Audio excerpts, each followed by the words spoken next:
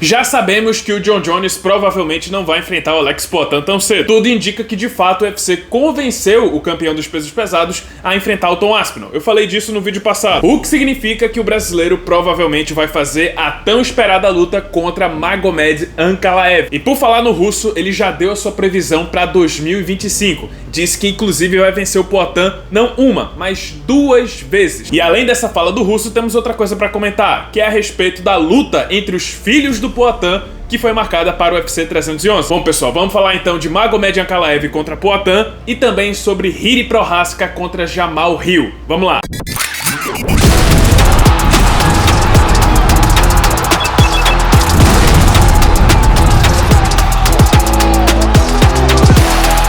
É muito interessante como a situação da categoria dos meio pesados foi da água pro vinho. Porque pra quem não lembra, lá depois que o Jon Jones anunciou sua saída da categoria, as coisas estavam um tanto mornas. Beleza, teve boas lutas, teve bons reinados, teve, por exemplo, o Jan Blachowicz, que venceu o Dominic Reyes e também venceu a Adesanya, depois veio o Glover, aí depois veio o Jiri Prochazka. Mas ainda assim, comparando aos tempos áureos dessa categoria, que já foi dita como a melhor, a mais preciosa do UFC, e talvez a mais histórica também, considerando todas as rivalidades, todas as grandes lutas que a gente já teve nos meio pesados, ela estava então vivendo em um dos seus piores momentos. Mas tudo mudou com a chegada do Alex Poatan. De repente, do nada, tivemos agora um campeão que é uma grande estrela, que gera, que atrai, que tá crescendo cada vez mais e também formando novas histórias. Além disso, devido a uma situação tanto inusitada na categoria, a gente tem uma série de ex-campeões em atividade. A gente tem Jamal Hill, Jiri Prochazka, Jan Blachowicz e o Poatan. 4 dos 5 campeões que surgiram depois da saída do Jon Jones e do Daniel Cormier da categoria. O cinturão foi pulando de mão em mão até ficar de vez no Poatan. Isso, sem dúvidas, aumentou o prestígio da categoria, se tornou mais comercial, mais rentável, mais atrativa. Porque agora você pode anunciar, por exemplo, uma luta entre Jiri Prochazka e Jamal Hill e anunciar como uma luta entre 2 ex-campeões. E essa luta foi fechada para o UFC 311, que acontece em janeiro e deve ter como luta principal Islam Makhachev contra Arman Tsarukyan. E pessoal, luta muito, mas muito interessante, que eu tô bem ansioso pra assistir. Lógico que também vai atrair uma boa parte dos fãs brasileiros, já que se trata de 2 filhos do Poatan, 2 caras que perderam pro Poatan. Prochazka, que foi nocauteado 2 vezes pelo brasileiro, e o Jamal Hill, que passou vergonha no UFC 300, sendo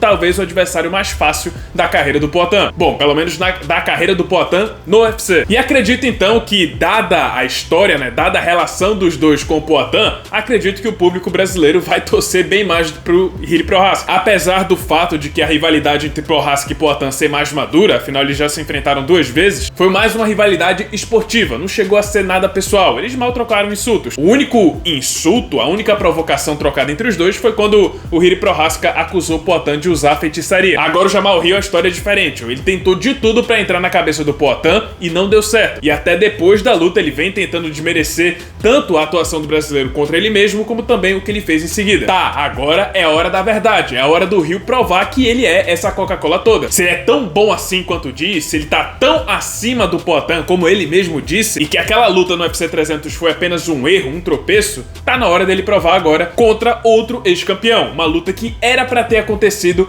antes mesmo do Poatan enfrentar o Prochazka. E assim, muita gente subestima o Jamal Hill, acaba levando mais pra cabeça o que ele diz do que o que ele de fato faz, principalmente pelo fato de que ele só tem uma vitória nos últimos 2 anos. O instinto, não só o coração, mas também o cérebro, aponta para que Jiri Prochazka vai ser o favorito para essa luta. Mas eu vou dizer para vocês, o estilo do Prochazka é tão imprevisível, é tão aberto e suscetível ao erro, que eu acho que não dá pra descartar uma vitória do Jamal Hill. A gente tem que levar também em consideração o fato de que o Prochazka foi nocauteado 2 vezes. Eu sei que os 2 vêm de derrota, mas provavelmente quem teve mais consequências com os resultados negativos foi o Prochazka. Sem falar que o Jamal Hill tem uma certa precisão naquela mão esquerda. Ele pode acertar sim o queixo do Prochazka, que sempre fica exposto. Só que agora, diferente de quando ele chegou no UFC, esse queixo já tá um tanto quebrado. De novo, eu ainda acho que Jiri Prochazka vai ser o favorito para essa luta, pelo que ele fez no UFC, pelo que ele fez até com o próprio Poatan. Eu acho que ele é sim o lutador superior, mas eu não descarto uma vitória do Jamal Hill. Ainda se tratando de uma categoria que é a segunda mais pesada do UFC, ou seja,